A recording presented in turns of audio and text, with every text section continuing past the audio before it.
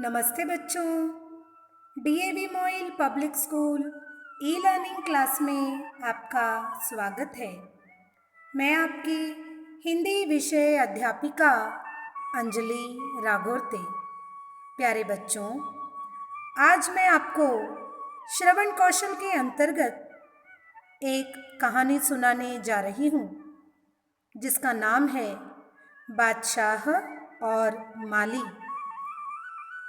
आप इस कहानी का श्रवण एकाग्रता से करना और पूछे गए सवालों के जवाब सावधानीपूर्वक देना। आइए बढ़ते हैं आज की कहानी की ओर। फारस देश का बादशाह नौशेरवा अपनी न्यायप्रियता के लिए बहुत प्रसिद्ध हो गया था। वह बहुत दानी भी था। एक दिन बादशाह नौशेरवा अपने मंत्रियों के साथ घूमने निकला। उसने देखा कि एक बगीचे में एक बहुत बूढ़ा माली अखरोट के पेड़ लगा रहा है। बादशाह उस बगीचे में गया। उसने माली से पूछा, तुम यहाँ नौकर हो या यह तुम्हारा ही बगीचा है?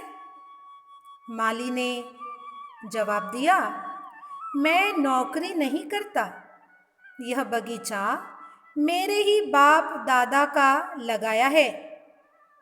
तब बादशाह ने कहा, तुम ये अखरोट के पेड़ लगा रहे हो, क्या तुम समझते हो कि इनका फल खाने के लिए तुम जीवित रहोगे?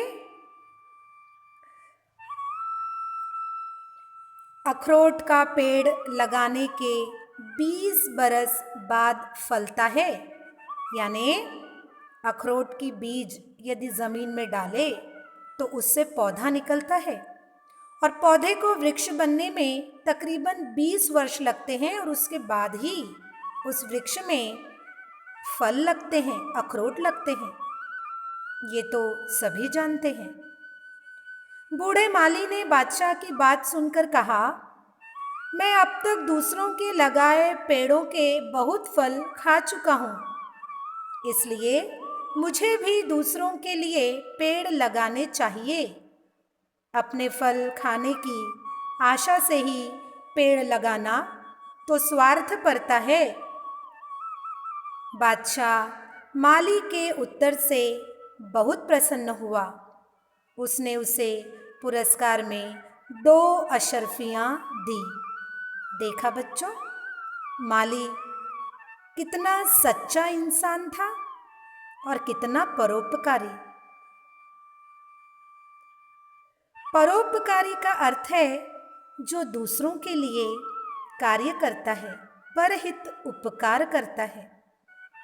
अब तक माली ने जितने भी अखरोट खाए वह दूसरों के लगाए हुए थे, इसलिए वह चाहता था कि वह भी पौधे लगाए जो आगे चलकर पेड़ बने और उससे अखरोट प्राप्त हो जिसे आने वाली पीढ़ी खाए।